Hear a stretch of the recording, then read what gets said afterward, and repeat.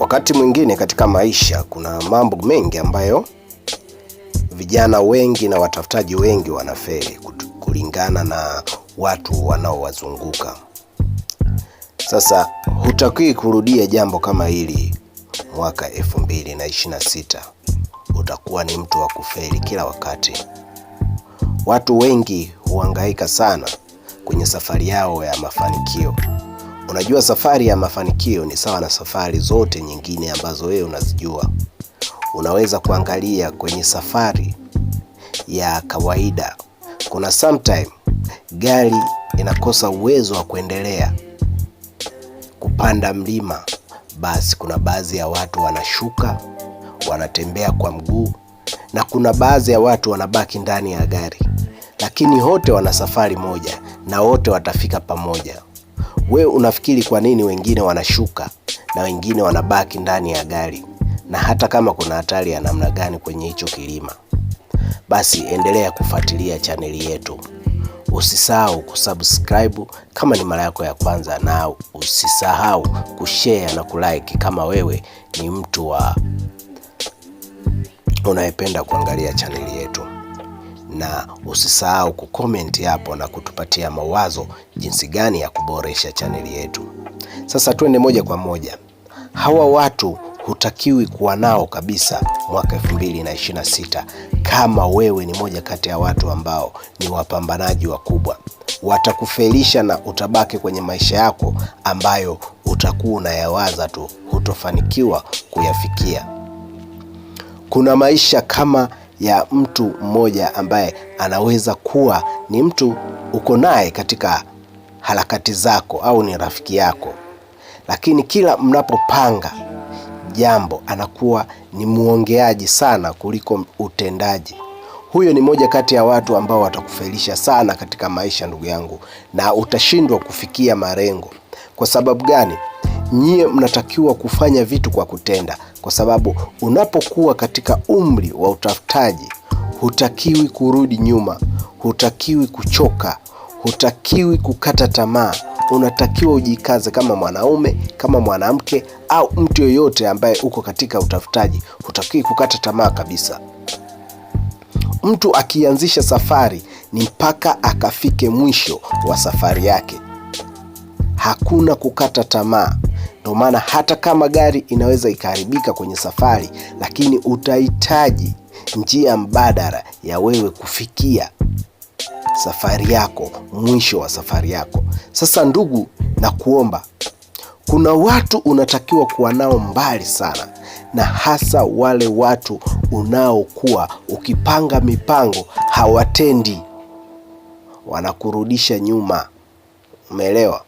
Wanakurudisha nyuma. Yani wewe unapanga mipango kwamba oya, saizi tuko kwenye hii mission yetu, inatakiwa tukamilishe 1 2 3. Anakuwa ni mtu wa kusupport sana, anakuwa ni mtu wa kutia moyo sana, lakini mkienda kwenye vitendo inakuwa vigumu katika usimamizi. Let's say unaweza kuwa labda mmefungua kiduka chenu, labda kiduka cha kitu chochote. Sasa mmeanza mauzo, labda mmoja kati yenu au wewe ukapata changamoto. Sasa yeye katika usimamizi wa duka akawa mzembe, akashindwa kusimamia misingi. Wenda we haupo, duka limefungwa. Haupo, duka limebaki sijui aje. Umeelewa? Kwa hiyo inafika mahali unaanza kufeli katika mambo yako. Hao ni moja kati ya watu ambao unatakiwa waogope sana. Lakini mtu wa pili unatakiwa muogope 2026 na ukae naye mbali kabisa, ni mtu ambaye unamuona kabisa huyu anaishia tu kwenye mawazo yake, hawezi kufanya vitu vingine. Yani yeye ni mawazo tu, kila siku anawaza, ila kuyafikia yale malengo ni vigumu sana. Yani yeye anakuwa anawaza mawazo makubwa, lakini kufikia malengo ni vigumu sana. Hao ni moja kati ya watu pia ambao watakufelisha katika maisha kabisa, ndugu yangu. wala usiwaze kuwa nao katika maisha, na utafeli vibaya mno. Unatakiwa kuwa na watu wenye misimamo na wanaotenda. Pili, unatakiwa huyo mtu umwogope kabisa, usikae naye jirani kabisa. Lakini tatu, mtu mwingine ambaye ni wa kumwogopa na atakurudisha nyuma sana, ukiwa na mpenzi ambaye anakupa shida zake nyingi na anapenda kutumia hela yako sana. Huyo ni mtu ambaye umwogope. Alafu hela anayekuomba sio kwamba ni ile hela ambayo anaweza akaizalisha, au ni ile hela ambayo anaweza labda baadaye kukurudishia ukaendeleza kile ulichokuwa unakifanya, au ni mtu ambaye labda hela yake hiyo anaifanyia kitu cha maana. Akikuomba hela anataka kusuka, anataka nguo nzuri, achana naye. Wewe ni mtafutaji, huwezi toboa kwa huyo mwanamke, achana naye. Na huyo sio mwanamke wa kumuoa. Mwanamke wa kumuoa au mwanamke ambaye unatakiwa kuwa naye 2026 ni yule anayekusapoti kwenye mambo yako.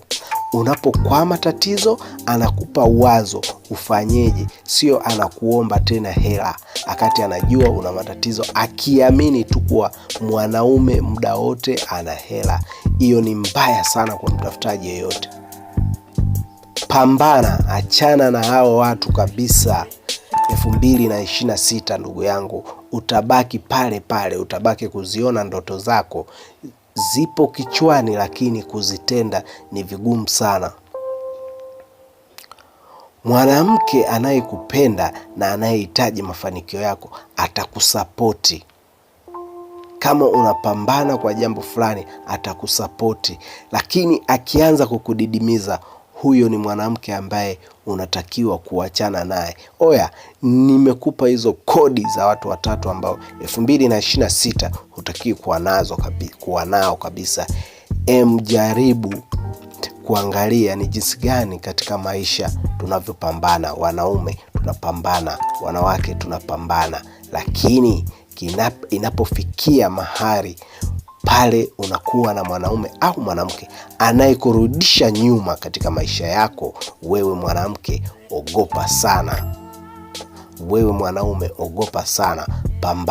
Pambania hali yako uweze kusonga mbele. 2027 tukikutana hapa, tuwe kila mtu yale malengo ambayo tulikuwa tumeyapanga yawe yametimia kwa kiasi fulani, hata kama sio 100%, lakini 50% uwe umeweza kuyatimiza. I say, endelea kuangalia chaneli yetu na tunakukaribisha ushare na kucomment na utuambie, je, yale madini unayoyapata kutoka katika chaneli yetu yanakufundisha au una gain chochote kupitia chaneli yetu? Asante.